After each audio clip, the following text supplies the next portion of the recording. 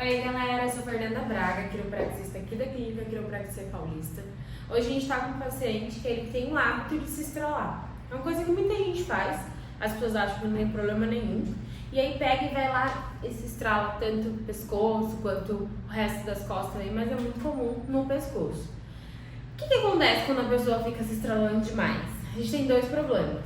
Porque quando a gente faz o ajuste vertebral, eu vou palpar e procurar uma vértebra específica para poder ser ajustada. A vértebra que não tenha alinhamento e não tenha movimento também. Então ela tem que estar desalinhada e restrita para a gente ajustar. Se não tem isso, a gente não ajusta. E quando você se estrala, você vai fazer tudo menos mexer essa vértebra específica. Você vai dar movimento para a vértebra que já tem movimento, porque a que precisa você não vai conseguir mexer. Então você começa a criar frouxidão ligamentar no seu corpo. Além disso, quando a gente fala de pescoço, tem uma questão muito importante que é a questão arterial. Como assim? Quando a gente olha a coluna vertebral, a gente vê que aqui tem um negocinho vermelho, tá vendo?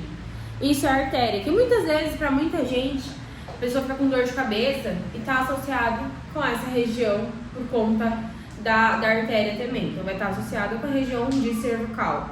Quando a pessoa fica estralando muito o pescoço, você começa a estressar aos poucos essa artéria também, porque você não faz um posicionamento específico para poder mexer a vértebra. Você faz uma rotação. Tá fácil comer isso? Eu tô falando dele tá se estralando, você percebeu? Eu percebi depois que você acabou de falar, eu estralei dele. Ele tá se estralando.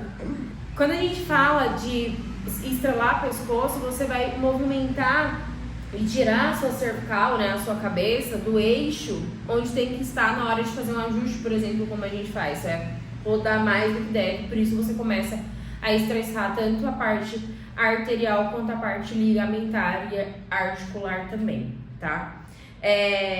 A gente fez alguns testes já nele para poder ver se tem algum tipo de alteração biomecânica ou neurológica que esteja acontecendo. A gente conseguiu achar uma alteração neurológica que está relacionada à força muscular da parte mais baixa de cervical, né?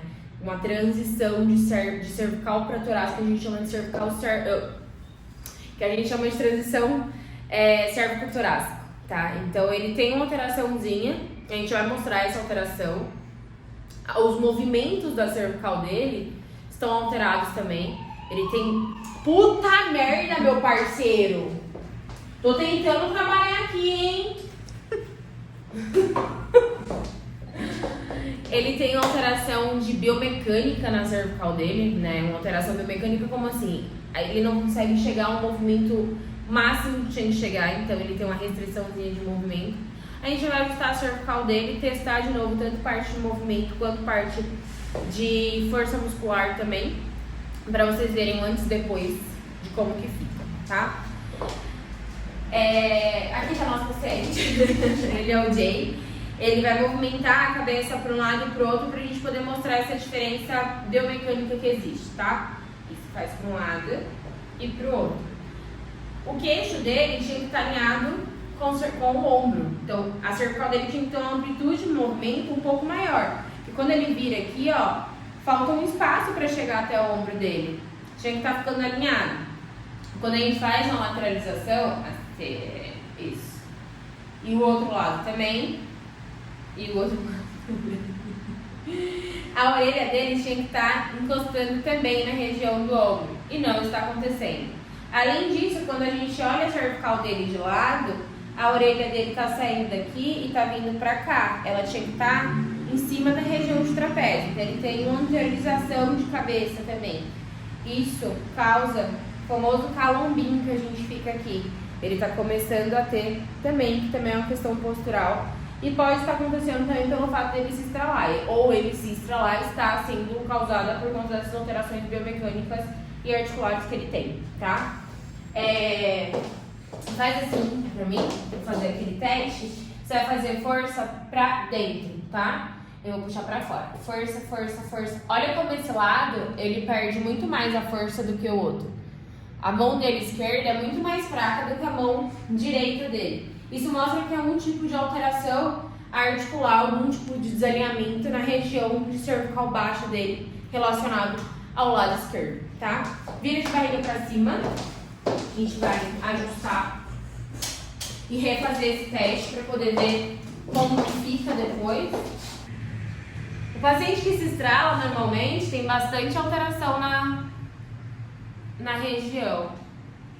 Ó, a cervical baixa dele aqui, ó, do lado esquerdo, percebe quando eu vou empurrar o dedo?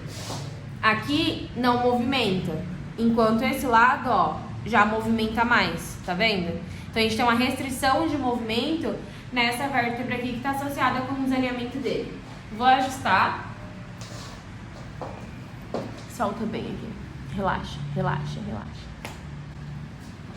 Fazer a de cima também que tem uma alteraçãozinha. Relaxa aqui, solta, solta. Olha como a movimentação, quando a gente testa aqui, ó, já tá um pouco mais maleável. E é um pouco mais confortável também, né? Sim. Antes estava um pouquinho mais Tava dolorido. doendo. A gente vai fazer de novo aqui o teste para poder ver como que ficou pós-ajuste. Faz força pra dentro. Força, força, força.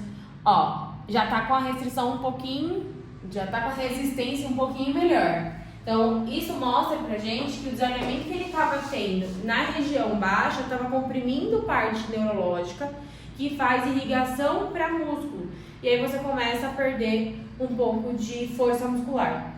Tem gente que perde força muscular, tem gente que perde sensibilidade.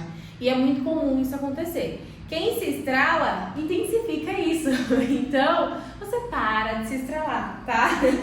Além de tudo, quem se estrala, como eu falei antes, acaba gerando estresse para a artéria. E isso corre risco de ter AVC. Eu acho que você está muito novo para ter AVC por enquanto. Então, não é muito indicado ficar se estralando. Se você gosta de ouvir estralo, por exemplo, vem pra cá que a gente estrala você, tá? Agora eu vou ajustar o resto do corpo dele, aí você acompanha aqui como que é normalmente uma sessão, tá bom? Olha aqui, ó. Ele tem uma diferença de membros inferiores, tá vendo? A perna direita dele tá um pouco maior do que a perna esquerda. Quando a gente palpa, tem diferença de movimentação também dos lados, né? Um lado tá indo mais do que o outro.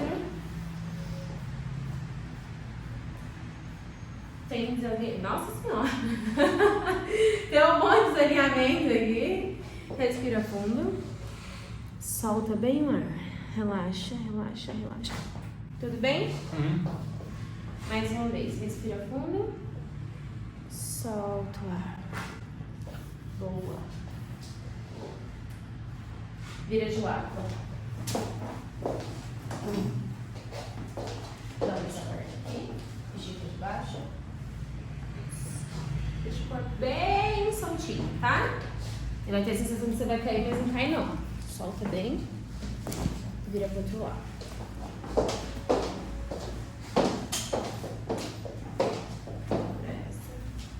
Estica de baixo. Esse braço faz assim. Relaxa bem o corpo aqui.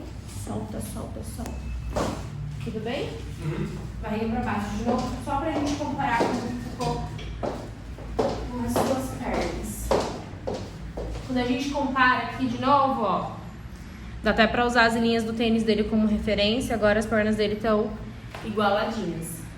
Ou se você tem algum tipo de alteração de perda de força em braço ou em perna, ou então alguma coisa do tipo, marca sua consulta, manda mensagem pra gente aqui na clínica, que a gente vai tirar suas dúvidas, marcar a sua consulta pra fazer a avaliação e ver direitinho o que tá acontecendo, tá bom? Beijo, gente!